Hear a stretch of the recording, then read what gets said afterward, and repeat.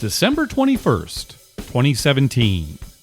From El Cajon, California, this is episode 143 of You Can Bet on That. Hi, everybody. Welcome to You Can Bet on That, a podcast for the recreational gambler. My name is Mark Duvall, and sitting across from me is Dr. Mike. Hello. This last week, Total Rewards came out with their 2018 benefits announcement. Yeah. You know, what you can get in 2018 with these different tier levels that they have. Turns out nothing. It was a bit of a shock. Yeah. And let's talk about that a little bit. First of all, Diamond, when you would make Diamond, there were also two additional aspiration levels. Right. Diamond Aspiration 1 and Diamond Aspiration 2. Basically, you didn't quite get to 7 stars, but as you got higher in the Diamond, you'd get more things. Things. Trips and money and that kind of thing. Benefits. Right. Those are gone. So it's just Diamond. So there's quite a gap between Diamond, which is 15,000 tier credits, and 7 stars, which is 150,000. Right. So that's a long Well, ways I have to go. no problem with the gap because, then it makes getting to 7 stars something. Sure. Right. Special. But they should have. Diamond should be broken up into It should be, because say you've got 120,000 tier credits. Well, you've been doing some serious playing. Right. And you're getting basically the same benefits as the person who's only has 15,000, right? Right, which basically is not a lot of play. Right. It's not that hard to get to Diamond. Yeah. And also, Diamond Lounge will be free for 7 stars, which it always has been. It will be free for Diamond members who have scored 25,000 tier credits or more. Right, so they can't just barely be a diamond. Yeah, so that's, I guess, at least something to aspire to. But if you are Diamond and you have between 15,000 and 24,999 tier credits, then you'll have to pay $10 per person. Right, that's what I heard. $10 a person to get in. So, like at the Diamond Lounge at Harrah's Southern Cal, I mean, if you paid $10 for that, you're a bigger idiot than me. And that's hard to do. The drinks aren't free here. No. So that's the real issue. Now, you're in Vegas, you could pay $10 to just go in and drink like crazy. Well, it might be worth it too. You have 2 or 3 drinks, you've made your $10, right? But you can also get free drinks by sitting at the bar and putting, $10 in a slot machine, which you might hit something. You get all the free drinks you want. Yeah, no. So why would you go to the Diamond Lounge even for that? It's stupid. It's almost like they're going to make a little tiny bit more money. Well, a lot of the podcasts, specifically the guys over at Due for a Win and some other podcasts too, have talked about the watering down of these tier statuses. They're not quite as great as they used to be. You don't get as much. So, more people are able to become Diamond. So now, they're not offering as much. So that might be some of it. Yeah. Isn't that interesting that coincides with the economy being better? When the economy was down and people weren't going to Vegas and weren't gambling locally as much because they didn't have the money, then they were offering you all kinds of stuff. Yeah, sure. All kinds of benefits. Now the economy's better and people are gambling because, they like to gamble and they've got a little extra money. Yep. So all of a sudden, no benefits. Yeah. One change that we really don't like. Now, you're able to exchange your reward credits for free play. Correct. That you've always been able to do that, and you'll still be able to do that. However, there's been a change. If you were just gold and platinum, which are the first 2 levels, the ratio was 2-to-1. In other words, you had to spend $2 in your reward credits to get $1 in free play. In free play, correct. And if you were diamond, the ratio was 1.75-to-1. And if you were 7 stars, the ratio was 1.25-to-1. Right. So I would turn in $625 of reward points to get $500 of free play. Right, which is the max that you can do on any day, $500, right? A day, yes. right. So, that's not a bad deal. Not I'll too take bad. that. Now, you turn that free play into real money, you're not getting $500. Well, and one of our listeners even said, well, why would you even want to do that? Why not just spend your reward credits on food and what have you, because it's a 1-to-1? Well, with you and me, we're up at Harrah's so often, and they give us free food anyway. Right. We couldn't spend that much money on food even if we wanted to. We almost have to spend some of it in free play because we can't use it all. And everything is so highly marked up in the gift shop. That's Trust true me, too. it's not 1-to-1. Yeah, right. Because my wife has bought quite a bit of stuff. Well, in even on shop. their online, the Total Rewards online store too, it's marked up quite a bit. I mean, she buys a purse that she pays $350 there, and she can go to Macy's and get the exact same purse for $100. Yeah. But they're just jacking it up. So either way, you're using more. Right. Well, starting January 1st, 2018, the ratio is 2-to-1 for everyone. Yeah, for which everyone. Really That's a surprise. sucks. So you get to be a 7-star. Mm-hmm. I just made it. You just made it. You became a 7. So for all of next year, you're 7-star. And what advantages is it? None. You might as well be gold. I know, so bad timing. It's terrible timing on my part. Well, I am going to cash in some reward credits here before the end of the year, so I can still get the 1.25 to 1. Yeah, get as much as you can. Yeah. Anyway, I will post a link to the official Total Rewards benefits in our show notes. Oh, as well as a link to Eric Rosenthal's article at TravelZork highlighting some of the changes. He wrote a nice little article, kind of spotlighting some of these changes. So now my question to you, Mark, is at what point is this going to stop us from going to Harrah's? Yeah, I mean, that's a good question. Here, we're griping. And, we're whining. We still get more from them than anybody else. Right. We still get a lot. Still like the people there. It's not as much as it used to be. So, I understand if people are thinking, oh, poor Mark and Mike. Yeah. Well, they're not getting as much. No, seriously, I was thinking about this driving to work this morning. The thing about it is we live a lot closer to a lot of other casinos. Yeah. We don't get as much. I admit that, but we can get there in 10 minutes and get home in 10 minutes. Yeah, no, it's true. 20-minute round trip as opposed to 2-hour round trip. It's a significant amount of time. And that extra hour and 40 minutes is time spent gambling, right? Or time spent sleeping, which are my, 2 of my 3 favorite things. Well, I don't know. Let's talk offline, but maybe we go to Hollywood more often, right? That's certainly close. Boy, it's close to me. Boy, I can get there in like 20 minutes. Right. And, they have full 5 times odds, and we've had good experiences there with the crew. Yeah, the crews are fine and everything. Our luck hasn't been great there, but we haven't really played that much there. Not that much. They do have a lot of offers. They have been. I've been getting a lot more just free play offers. Yeah, free play and offers. It's nice because it's table game chips that stay out there, win or lose. Right. Well, excuse me, not lose. Right. But they stay out there till they lose. They stay out there till they lose. That's what I meant. Yes. The great thing about that is, the last time I had like $75 or something, and I ended up cashing out for like $150 because. And it was all on one, $10 bet that won like 6 in a row. Yeah. Oh, well, bad news. Hey, but here's some good news. We're on Spotify now. Right. Yeah, we're finally on Spotify. That was a tough nut to crack. We've been approved. Wow, in the same week, Spotify and you're a 7-star. It's amazing. Our lives have turned around. Well, we were out there and some of the younger dealers, they were saying, oh, are you on Spotify? It was like the only platform we weren't on. Yeah, and you just like flipping them off. That's right. I'm out of here. And I'm telling it, well, here's what you can do otherwise. Anyway, Spotify. So check us out on Spotify. We're there now. Good, very good. We're going places. That's right. This last Tuesday, if you were on Twitter sometime around noon Pacific time, you might have gotten some posts from us that seemed a little unusual. You might have gotten a picture of a fetching young lady named Deborah Kennett. Yeah. She posted a few. Yeah, we got hacked. And whether it was Deborah herself or somebody else or whatever. You know what's funny about that is if they even listen to the podcast, they know that they have to be nude, number one. That's true. Right? There was no nudity. There was no nudity. It makes no sense. Why would I put a non-nude girl on our Twitter thing? But thanks to a bunch of listeners who let me know real quick, I was able to take control back. Luckily, they didn't change our password or anything, so I finally got it back. Why do people do that? Well, it's to make money. There was a link like, watch my sexy video, click here. That was now in the So somebody trying to make money? I guess so. But anyway, so hope everybody enjoyed that. We're going to try to get Deborah to come on the show. Yeah, we should do that. We should seriously try and get her on. And why would I want to watch her sexy video when I could go to Harrah's and play craps? Exactly. I don't know if she listens to the show or you're not. You're telling it like it is, Mike. They just. That's the God's honest truth. She just doesn't understand us at all. All right. Well, our buddy Jim from New York pointed us to an article in our local paper. It's actually our paper here, the San Diego Union Tribune. Which Jim is that, by the way? Oh, it's it's not Caucasian Jim, all right? All right, good. Okay, it's not Caucasian Jim. Anyway. It's our good friend Jim. It's our good friend Jim. First Jim. We should call him the first Jim from New York. Pai Gow Tile Jim. Pai Gow Tile Jim. I like that. Pai Gow Tile Jim.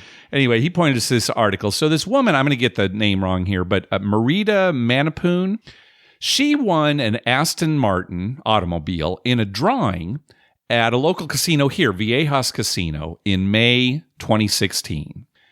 And after she had won it, she took pictures with the car. You know, they made this big deal out of it. Promotional stuff. Yeah, they exactly. Always do that. Yeah, sure, right. They're sponging off of you. Yeah.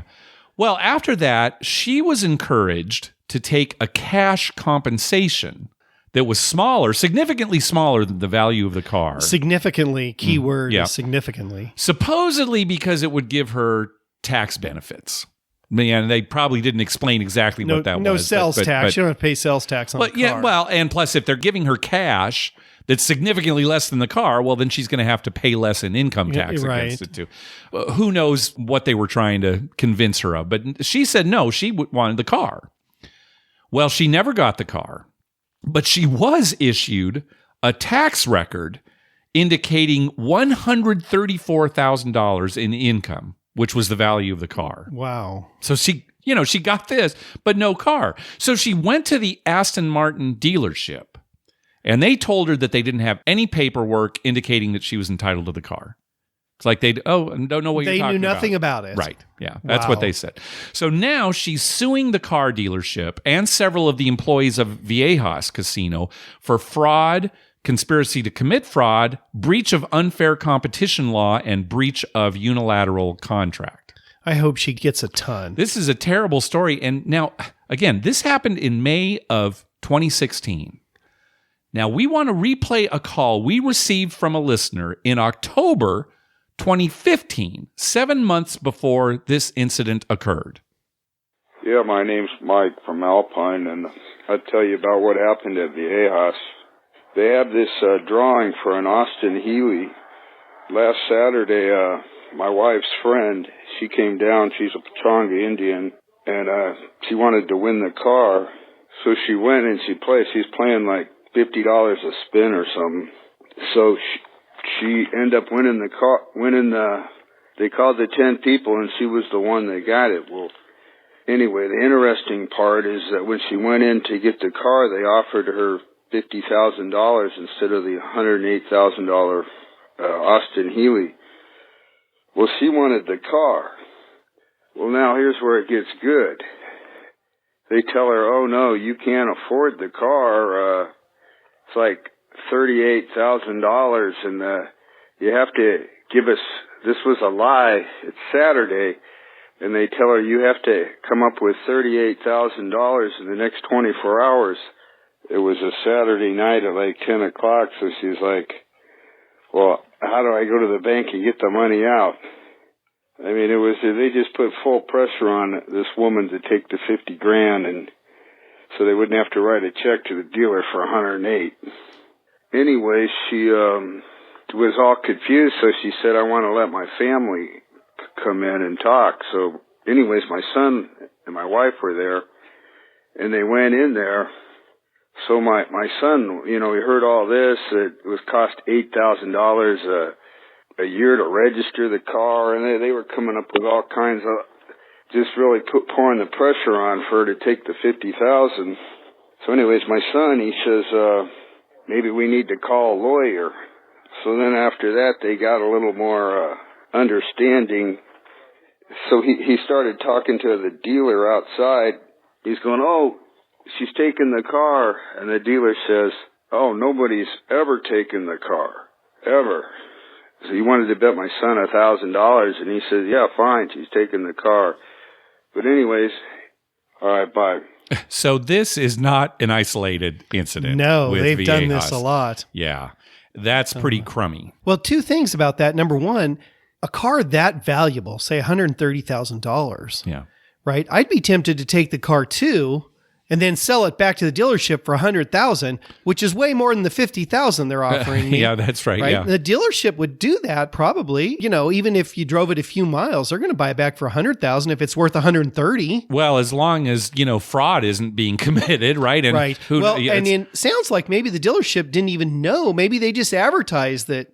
Oh, that's giving possible. it away. Yeah, that's possible. Who knows? But something's fishy there, and it's happened more than once. So right. I wonder what they do if, I won it and I just pulled out my credit card. Oh, you need $38,000 here. Debit it out of this. There's $75,000 on it. Yeah, take the $38 you need. Give me the car. I want the car right now. They probably still hem and haw, and it's like, well, nobody ever does it. They just assume that nobody's going to take. Nobody's going to do it. Yeah. Well, how many people can get $38,000? And well, as you know, Mike, I am not a lawyer, yes. but again, I hope she wins this case. Who knows, right? When it comes to these tribal casinos, that's the thing. It's really tough. But she is suing the dealership too, yeah. which is outside of the tribe, and so hopefully she has a case. And she's suing individual people too. Yeah, that's what it sounds like. At the casino, so she might have a case with them now. The tribe that might be hard. That could be. But how crappy. I know, it's awful.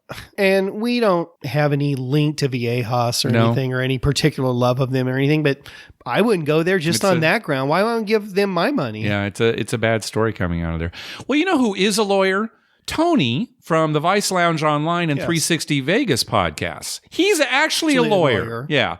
So the Supreme Court of the United States, and I'll tell you why I'm bringing this up. The Supreme Court of the United States is currently reviewing a case that could legalize sports gambling by freeing states from a federal anti-gambling law.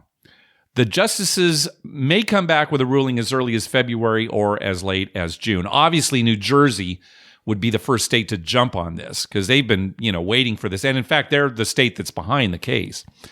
Now, rather than you and I go on about this, we urge you to listen to the December 10th episode of Vice Lounge Online. It's episode 346. Tony and Jason have a much more intelligent conversation on the matter than we ever could. So listen to that, and hopefully, this will have there. It sounds like their justices are going to rule in favor of New Jersey, and maybe sports betting will pop. Now, it's not like every state is going to adopt it and suddenly it's going to happen. No, Utah won't. No, of course not, right? But at least they'll have the option. So yeah, and I think it's a good thing. I mean, I know I've heard all the pros and cons and arguments from people, but in my opinion, you have the lottery, right? Hey, Mike, people are betting on sports anyway. Right, exactly. That's my thing. So why not? It's a great way to tax. Yeah, why not? Why not have the state make some money, especially states who are in dire needs of money. Yeah. So, I mean, and people want to do it. Yeah. Yes, people want to do it. It's not like, you're like, oh, we're going to do that, but nobody will do it anyway. People want to do that. Yep, that's right. That's right. Well, fingers crossed. We got an email from Brian from Northeast Ohio. He says, my longtime girlfriend and I are departing on our first ever Vegas trip on Christmas Day, and I would love to hear any advice that you two would give me before we depart. I have already placed a few items from your podcast on my list, such as craps at the Golden Gate downtown, craps at the Cromwell, and the stinky bathrooms in the back of Caesar's Palace. Oh, yeah, that's a must. Yeah, you got to see any those. first-time visitor. Yeah. I would love to have your suggestions and comments. So Christmas time is definitely a slow time in Vegas. The first part of December, it's the National Finals Rodeo, very crowded. Well, even when you were there for the Great Gift Wrap-Up, at least the Caesar part, very crowded. And then after the rodeo, it's just dead. I've been there a few times. And then New Year's. It's dead for Vegas. It's dead for Vegas. That's what I mean, for Vegas. Yeah. And then New Year's comes around and suddenly it's a madhouse. Yeah, the few days before New Year's and up to New Year's, it's crazy. Yeah. Well, and you can understand why, right? Everyone's waiting for New Year's, right? If you're going to go, December 26th, you might as well go the 29th and go to New Year's. And I haven't been actually there on Christmas Day. Well, I know you and I went on Christmas Eve once. We went on Christmas Eve once. So we've been all around, the actual Christmas day. Right. And we've been there for New Year's. You've been a few times. I think I've only been once, actually. We stayed downtown, but it is a madhouse. Times. But, as far as stuff to do, it's just very slow. Try to take advantage of low minimums, which you probably will see. The conservatory at Bellagio is always, very popular because they have it all done up for Christmas. And well, and not to toot Steve Wynn too much, but the Wynn properties have beautiful Christmas decorations. Yes, it's the red motif and what have you. So I don't want to toot Steve Wynn's horn at all either. No, but I understand what you're saying. I have been to his casinos at Christmas time, and they do have beautiful decorations. So when you and I go to Vegas, Dr. Mike, what do? We gamble, and so that's my suggestion too. Hopefully your girlfriend enjoys gambling too, but if I'll not, tell you what, she's take quite a girlfriend. She's flying out on Christmas Day to Vegas. I know. Any other advice, Mike, for Brian? Well, I mean, there's probably going to be some good deals, right? I would think I would so, look yes, into that, try and take advantage of some good deals. I assume they're getting a pretty good room rate or whatever. But take advantage of the small crowds. Right. Go to some nice restaurants. You probably be able to get in. And, right, exactly. That's probably the best advice. Mm-hmm. Yeah, you could probably get into a nice restaurant. Find some good meals. And, right. Because sometimes that's hard to do. When you go on a normal weekend, it's hard to get into a nice steak place or something unless you're bright enough to make reservations ahead of time. Yeah, like 6 months in advance. Yeah, which isn't us because we're usually calling the morning of. Can we get in at 8? No. Yeah. How about 3:30 in the afternoon or 11:30 at night? Right, exactly. Like it. Yeah. All right. Well, have a good trip, Brian. Hey, thanks to everyone who's been clicking through our Amazon link. Remember, whenever you're going to buy something through Amazon, please go to our page first, youcanbetonthat.com, and click through our Amazon link toward the top of the page. All right, voicemail hotline time. Remember, call our hotline at 951-292-4377. That's 9512-WAGERS. 9512-WAGERS. And maybe we'll play your clip on the show. First up is Jesse. Hey guys, this is Jesse from New York City. I'm just calling after I've had the best gambling trip in Vegas in my life. So I went out there on December 5th. I went with my parents, my brother, and my wife. We stayed at Paris, and it was just a great trip. We started out, I went down to the craps table. It was an empty craps table. So I rolled. The point was 6, and I had $10 on 6 and the 8, each hard way. And then I hit the 8, and then I parlayed that. And I hit it again, so that was a great start to the trip. After a few drinks at Cosmo with my parents, we headed downtown. We went to the downtown Grand. It was a ghost town, completely empty, but it was nice because my parents had never gambled before. We took them to the empty craps table to teach them. There was a guy named Jeffrey, extremely patient, really kind, and a great teacher, so he was fun to play with. Of course, my parents were first-time rollers, so my dad hit 4 points, and my mom hit 2 points, and she probably rolled about 5 6s throughout her roll. The next morning, we went from Paris and we went downtown again. We went to the D and got wiped out in about a half an hour. So then we went over to Golden Gate, and that's when things really turned around. I started off pretty slow, and then I had the best roll of my life, I would say. I got the all tall and all small with $3 on each of them, which was really awesome. And then after that, something amazing happened. I came out on a 9, and I hit that within one roll. And then I did that twice again. So I hit 6 9s in a row, which was really, really awesome. And then my brother also hit a $10 hard 8, which I parlayed, and then he hit it again. So really, really great. Then we went to Bazaar Meats for dinner that night, and then ended the night with my brother getting a hand pay on some sort of slot machine. So that was really, really great. Cool. That's my trip. Won a lot of money. It was really fun. And appreciate all you guys do. Thanks a lot. Bye-bye. That's a great story. Yeah, it's a good story. Yeah. Now, before we started recording, Mike, you were whining about an email that we got where a guy said he did very well at craps by playing the way I play and avoiding the way you play. Right. So you must be happy to hear this story about Jesse parlaying the hard way. I was thinking that he said it. He parlayed it. So I'm like, $900. Nice. Nice. Yeah.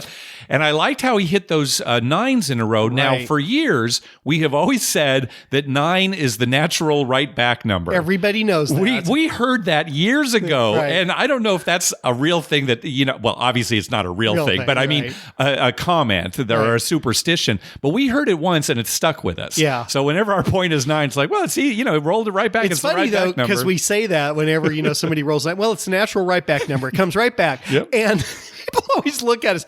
What does that mean? The natural right back number. It's not the right back number. It's the natural right back number. What? Like God intended it that way. And then when you roll it right back, you raise your hands. You look like a hero. You say, I told you. I told you. Now, on the last episode, Jesse had mentioned that he was taking his company to Argentina for a holiday party and that they were going to play craps on a riverboat casino. Well, he followed up and said they never went to the casino because he's heard that it's not particularly safe when you leave, especially if you're a winner. Yeah. So, you know probably what? Best. And that's one thing. Let me just toot America's horn for just a second. All right. Seriously, in our country, there's dangerous places, and you can get mugged in Vegas or here in San Diego or anywhere. But I've never felt terribly unsafe in any casino environment in the United States. And a lot of countries, you can't say that. That is true. Now, I would say that it's not limited to the United States. There are plenty of other countries where you're going to see it's not just America. There definitely are some countries where... I'm not saying that, but there are some countries. Now, I've been down like in Cabo San Lucas at the casino there, and I did not feel safe. Okay. Yeah. I mean, and I had won a little money, and I did not feel safe leaving. I raced back to the hotel room.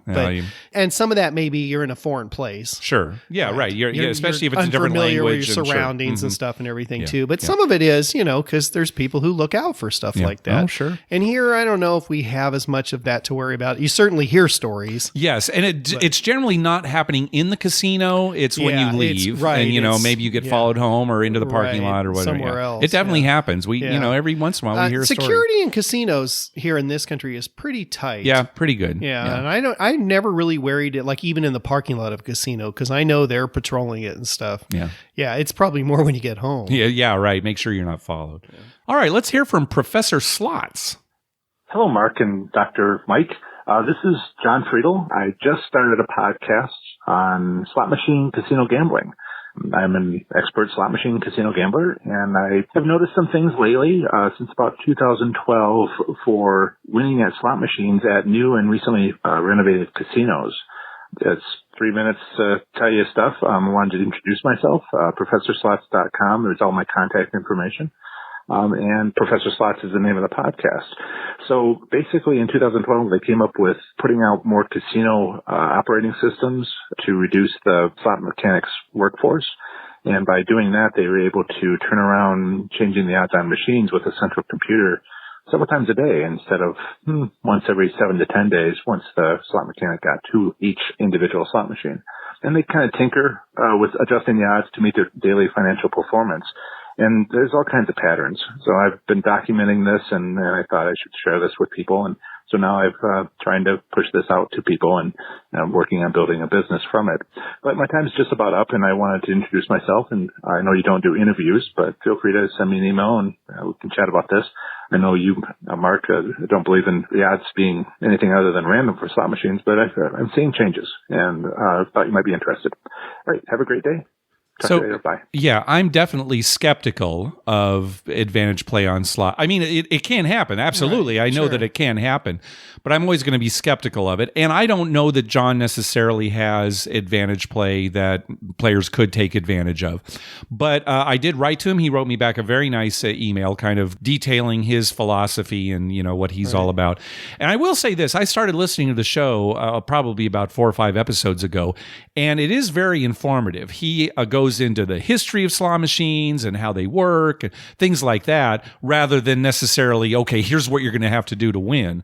So I found that very informative. He also has a section in his show where he talks about the rules and regulations of specific states. Like for one episode, he'll pick a state and just talk about, okay, what are the gambling laws in this state? Okay. What are the slot machine laws? Can you own a slot machine in your home? That kind of thing. Wow. I haven't listened to it, but I think I will. I'd like to know this information. Yeah. I mean, a lot of that stuff I've wondered about for years and just never, I don't play enough slots to really look into it. But if I could listen to that driving to work, I think that's probably great information for people, right? Yeah. Even if there's no advantage play to it, just simply understanding how it works, the mechanics of it. And because I guarantee you 99.9% of people have no clue how that slot machine works. Right. My dad being number one on the list. If I had to list all the people, because you know how we're in the car always trying to explain to him, and he's like, oh, that one pays off because he has some Looney Tune reasoning, and you can't say anything because he's old, and you just have to nod your head and say, yeah, dad. But seriously, it'd be good to know if you're a little more informed about how they work. Yeah. Oh, definitely. And John talks about this. He talks about pay tables and the construction of them and, symbols and how they've kind of come into the whole culture of slot machines. It's interesting that they can change now with computers. That's a big part of it. Sure. Yeah. I mean, so you could be in there when they're having a good day and they loosen them up a little bit. Well, that's the thing is he's saying that the day when they tighten them up. It's what he's saying is that they can do that remotely now in a lot of the new places. So I wonder how the law regulates that. I guess I imagine would depend on the jurisdiction and I'm not sure. Yeah, because I mean, there's got to be laws about that. Yeah. They can't just say, okay, today nobody's winning. Yeah, good question for Professor Slots. Yep. So. All right, let's hear from George. Hi, this is George from the Cincinnati, Ohio area. Wanted to first congratulate you guys on a great podcast. I spend a lot of time on the road. I'm in sales, so your podcast actually passes the time, and I really enjoy it.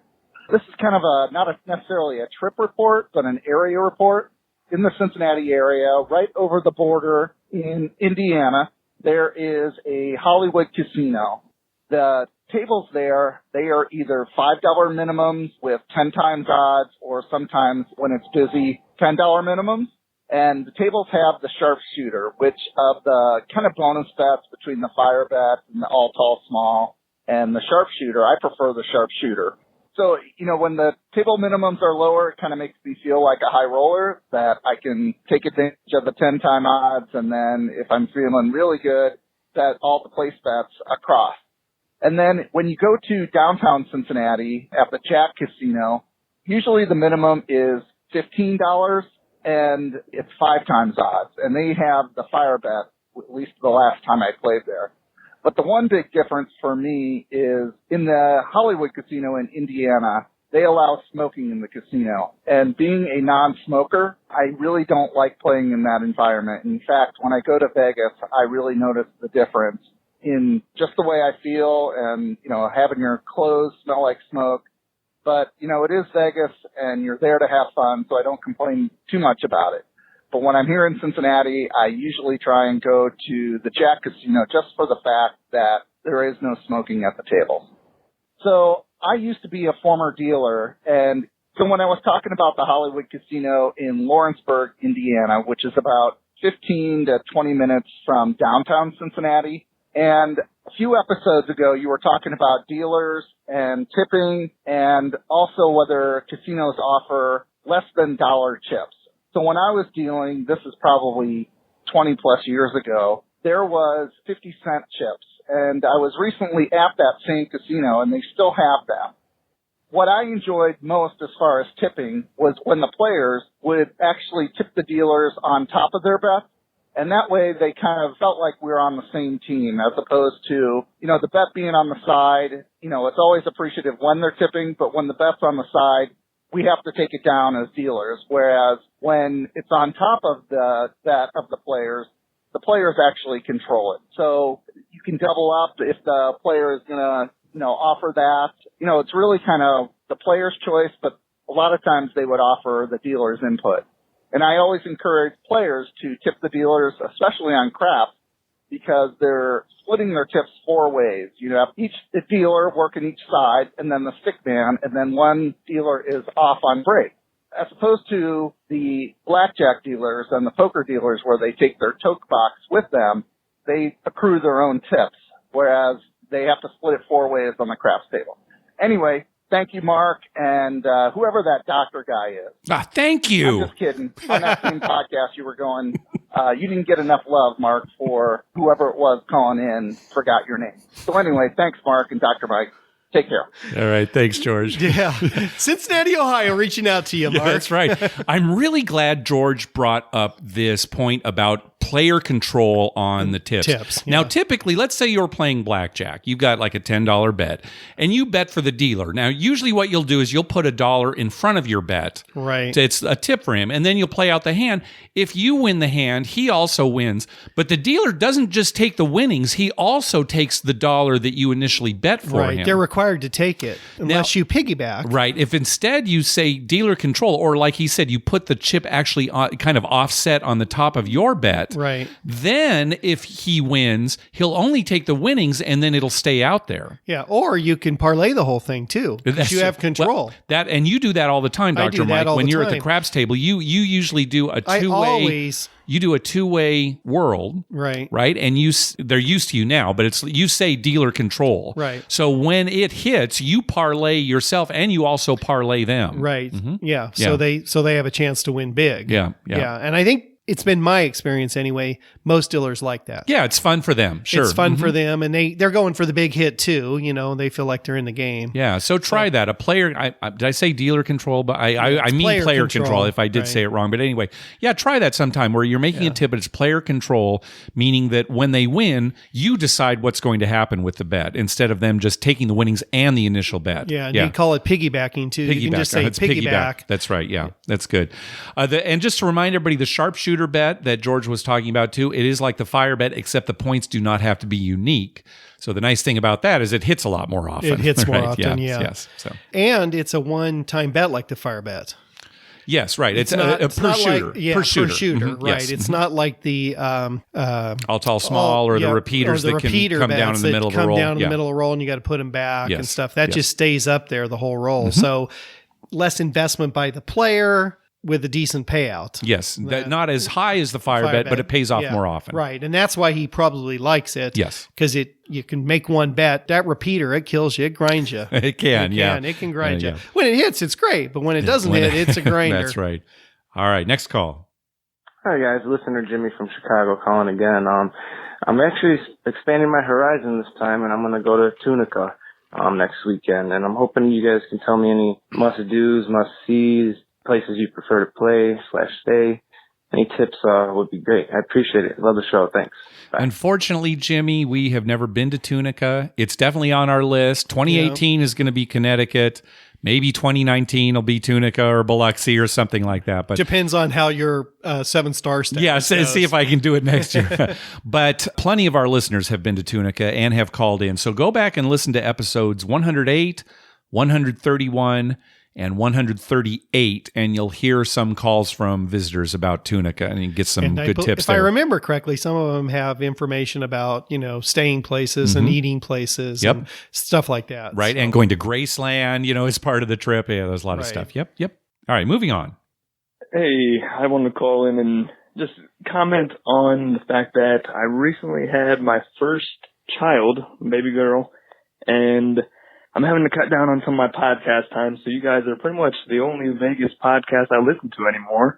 And also, I'm realizing that I'm probably going to have to cut down on my trips to Vegas as well, for the same reason. No. So I'm kind of looking ahead, and I'm thinking my next trip to Vegas, I might consider Circus just to have kind of the kids' play area and everything when she's older.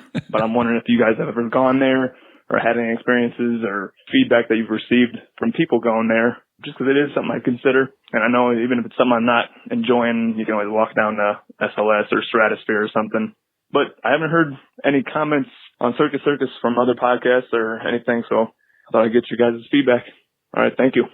Yeah, Circus is a dump. Yeah. I have 2 daughters. Yes. Too. Mm-hmm. And they've been to Vegas. Mm-hmm. And we just stayed at Caesar's Palace. Well, yeah, but how much is there for them really to do? Not a lot, but they're a little older. Well, okay, they're a little older now. So they like to go to the mall. Yeah, I mean, that was a big thing, and the pool is a big thing. Sure, I think for a younger child, Excalibur would actually be a better choice for the parents because it's definitely. I don't know if cleaner is the right word, but I'm just going to say it. I actually think cleaner is the right word. It's a cleaner property. There's certainly plenty of stuff for kids to do, and it's a much better location. You can go to Luxor, you can go to New York. Everything's right there. Right. Tropicana, MGM Grand. And there's some stuff to do besides shopping and you're real close there to like the M&M store, right? And all that stuff. There's all that stuff there. Way more stuff to do. If you're there in the summer, the pool. I mean, for my daughters, the pool was a huge thing. They could spend all day at the pool. Yeah. Now that's not too conducive to gambling. No, but that's why my wife would take them to the pool. Yeah. I definitely suggest that. Now, Circus does have the amusement park, so if you just wanted to do that for like a day and then go back to Excalibur, but that'd be our recommendation, I think. Yeah, Circus.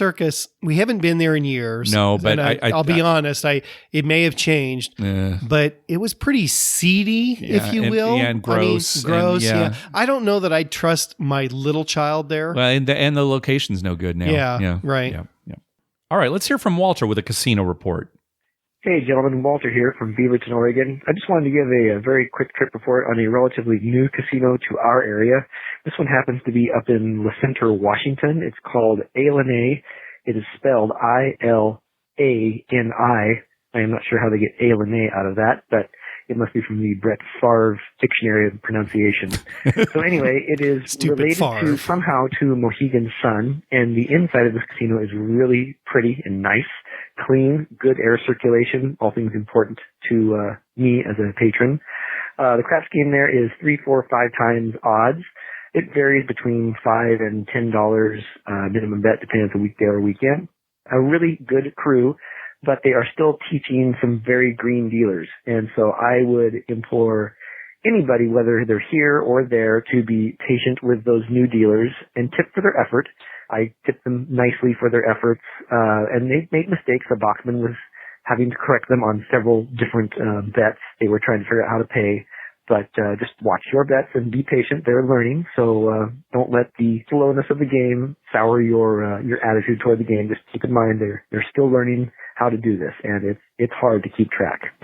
I always bet on myself for the pass line, and I always wait a few rolls when others are throwing, just to kind of see how they're throwing and whether or not they're, especially when they rocket the dice down the table. And then I'll wait a few rolls on them, and I'll play the come bet with odds. I tried increasing my bets as I won, as they won, and I'd also increase the number of my bets. I would only start with 1 at probably double odds, and then I'd work it up to full odds, and then eventually I would get 2 and 3, sometimes at 1.4 bets across the board, and it turned out to be a really good day where I came home $400 richer. So, and that was just betting the minimum, the $10 pass with double and or full odds. So anyway, I would encourage anybody in the Great Northwest to go visit Ilani. It's a very nice facility. They have 4 craps tables there.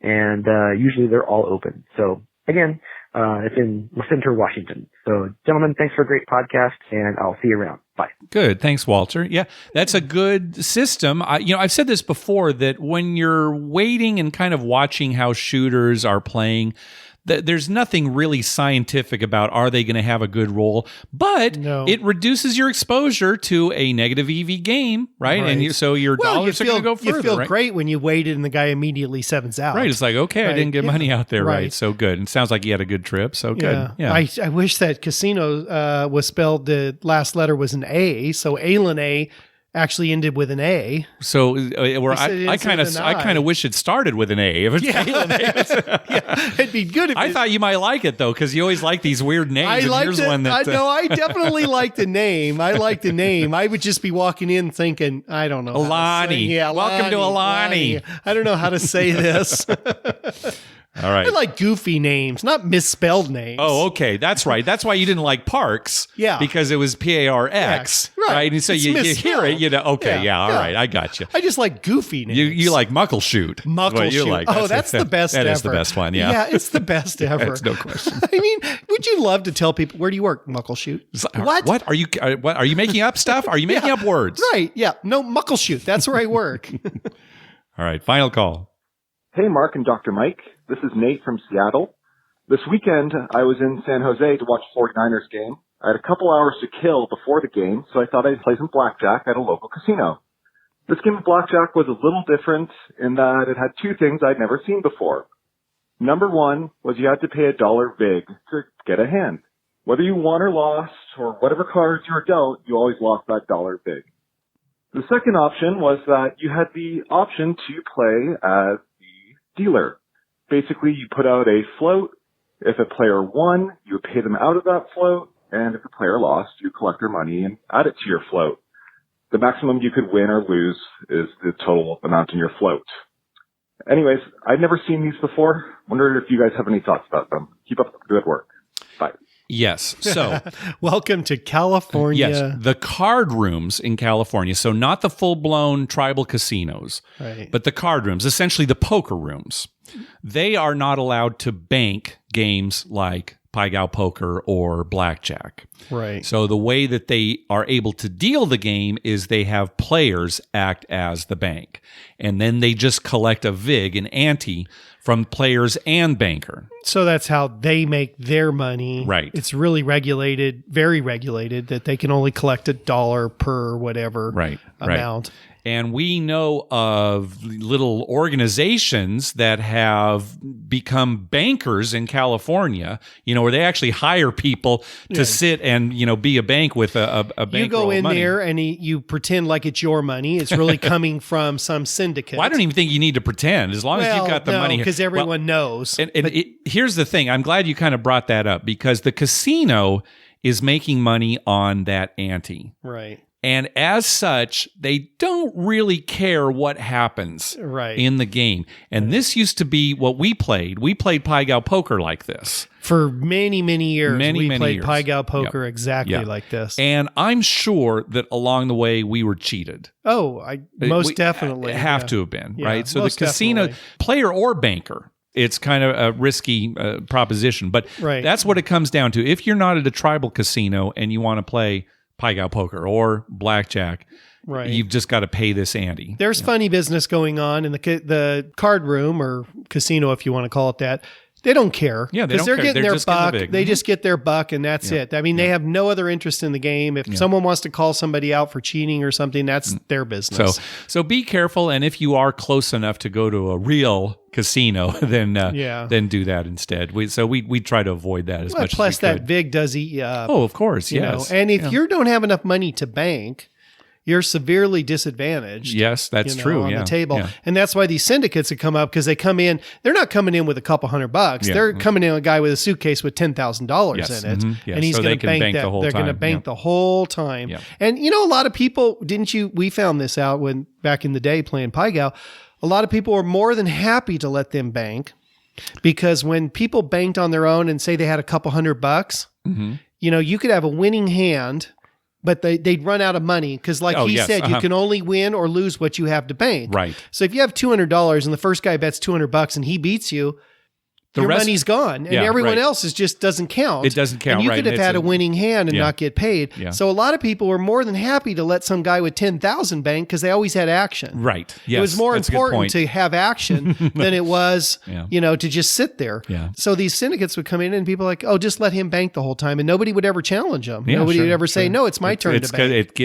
Everybody's happy. The casino's happy and the players are happy, I guess. Yeah, I guess. Yeah. So, hey, you know what next week is? Yes. What? Well, it's Christmas. I forgot about that. You're right. It Monday is Christmas. No, I completely forgot. But Tuesday's Boxing Day. It is the You Can Bet on That Boxing Day Casino Crawl, my friend. Oh, my God. The first annual, well, maybe the first only one. Yeah, I think the first only one. We have been remiss as podcasters in that we have not gone to a lot of the Southern California casinos. Yeah. So we're going to take the day. I chastise myself all the time about this. That's why I put those pictures on your Twitter account. I knew it looked familiar. I knew it. I said, it was me. It was you. It was me in a dress. That's right. I thought, wow, she's buxom. No, it was you. Yeah, it was you. me. Yeah. We're going to go, at least we're going to try to get 4 of the big ones. We want to go up to San Manuel, Morongo, Agua Caliente, and Fantasy Springs. And we may. Yeah, we're not getting a room at Fantasy Springs. No, we're not. We may sprinkle a few more in here, but we're going to spend the day doing that. We're going to check them out, join their players club, play some craps if they have it, look around. And maybe we'll report back if as long as I can just see us just doing a beeline for the craps table. Right. How was Morongo? I don't really know. Yeah. I didn't really get a sense of the place, but I won $50. So. Well, I got to work a little bit in the morning, so we're going to get kind of a late start. Yeah, right. So we'll see how that goes. Hopefully, you'll get some cancellations maybe. Because people that'll be day after Christmas. I don't want to go to the dentist. I kind of think that won't happen. All right, I hope so. Hey, did you listen to the Bun Boy holiday special? Yes, I did. You did? I'm glad. Yeah, because it just came out today. We're recording this on Wednesday. So did you enjoy it? I enjoyed it. I liked it. Yeah, Adam's. It's very flattering. Yeah, very flattering. Very funny. Yes. Yeah, the whole thing was pretty good. Oh, my God. Yeah. The guy who did impersonated. Oh, my God. That whole Bun Boy Records commercial, that was fantastic. That was good. Great. So I encourage everybody who hasn't listened to that to go to listen to Vegas Bun Boy, episode 4, holiday special. Mark's featured in it. I do have a little bit there. Yeah, unfortunately, you used your regular speaking voice too. Yes, finally. Which I like. Yes. You didn't use your podcast voice. That's right. Or the voice you use when you meet people. You used your real I meant my real voice. Yeah, this is just my podcast voice. Of course, I don't talk like this around the house. What's crazy. Funny? I've got a patient. It's the weirdest thing. She has the highest, squeakiest voice. And I'm not going to say her name. No, of course not. But she does the traffic on a lot of the radio stations here in San Diego. Okay. She's the traffic reporter. Okay. And her voice on the radio is beautiful. But her real voice is so squeaky. Really? Very squeaky. All right. Well, I mean, and I asked her, I even said, "Oh my God," she said, "Yeah, that's just my voice for radio. And this is my real voice." Yeah. And she's able to change it like that. But it's like significant. Okay. It's almost freaks me out every time because I hear her all the time on the radio and I'm thinking, that cannot be her. But all right. That's great. Afterwards, you'll tell me who she is. Yeah, I'll tell you who she is. Listen to it. Yeah. Right. All right. Well, that's going to do it for this episode. Hey, we want to thank some people for some PayPal donations. First of all, Brian and Sarah for their recurring donation. Thanks once again. Also from Adrian, says thanks for a great podcast. We really appreciate it. Also Brian, who's going with his girlfriend on Christmas to Las Vegas. He says, Karma donation for my upcoming first ever Vegas trip. Buy a well drink or put it on a couple of hard ways. We'll put it on hard ways. Yeah, that's how we usually. And then you buy me a well drink. Yeah, I'll just buy you the well drink. All right, good. Hey, be sure to check out our TV listings showing all the gambling related shows coming up within the next 2 weeks. We update those listings every Wednesday using a customized program that searches through all the raw American TV data. Just go to youcanbetonthat.com/TV-listings. We'd love to hear from you. Call our voicemail hotline at 951-292-4377. That's 9512-WAGERS, or you can email us at youcanbetonThat@gmail.com. Also, you can follow us on Twitter at YouCanBetOnThat and on Facebook at facebook.com/YouCanBetOnThat. Finally, please go to your favorite podcast app and write a review on us. We love getting your feedback. This is it for 2017, Mike. Yep, this is it. What do you have to say? Well, all I can say is that my wife asked me if any of me or my family will be going to the casino on Christmas Eve or Christmas Day. Oh, okay, She had checked into that already. All right. I alerted her that no, I would not be going. Okay. I cannot speak for my dad and brother and very mom good. and everybody. Mm-hmm, but, we do have some free play on Sundays. So. I know. I saw that too. We've got some at Hollywood too. Yeah, I know. Well, I actually thought about that at Hollywood because that's close. Yeah, we can go early in the morning, get there right, at noon or whenever it starts and get our free play and get home. That won't affect Christmas Eve. No, not at all. So I hopefully no gambling during Christmas. Okay. All right. Just the day after. Boxing Day is crazy. something else. Yeah, Boxing Day. That's a Canadian holiday. All right, they'll love it if we gamble on it. Yeah, I know. Yeah. Well, Merry Christmas, everybody. Happy Hanukkah. Actually, Hanukkah ended today. Today, as we're recording this. Hanukkah was early this year. And happy holidays and happy Kwanzaa. Happy New Year. We'll see everybody in 2018. Yeah, I hope everyone has a great Christmas and a healthy New Year. Yes. And I hope they win at the casinos. That's the most important thing, as always. Yeah, we'll end with that. Yeah. All right. Thanks for listening. Good night.